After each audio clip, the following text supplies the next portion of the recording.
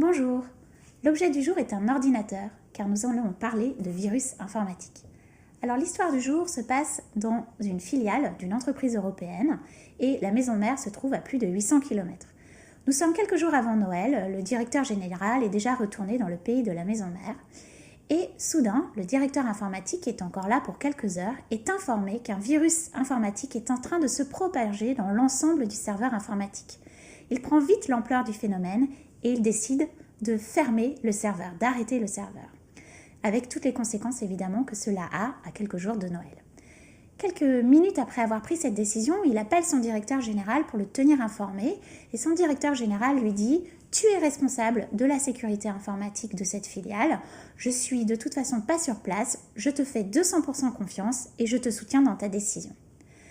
Il raccroche et quelques minutes après, il décide d'appeler le service informatique central de la maison mère pour les tenir au courant.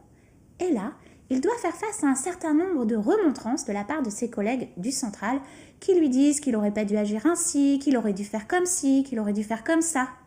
Alors au bout d'un moment, il leur coupe la parole et il leur dit « Ce coup de fil, c'est juste une information, ce n'est pas pour chercher votre approbation. Que je sache, vous n'étiez pas là, ici et maintenant, pour voir le virus se propager sous vos yeux. Je suis responsable de la sécurité informatique de cette filiale et j'assumerai donc les conséquences de cette décision. » Et sur ce, il a raccroché.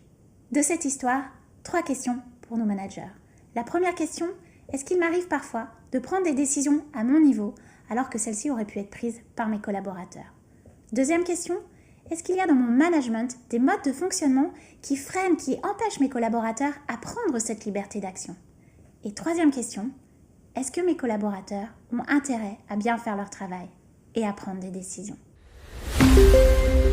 Au CEO Management, nous avons une règle d'or. Donner aux collaborateurs intérêt à bien faire.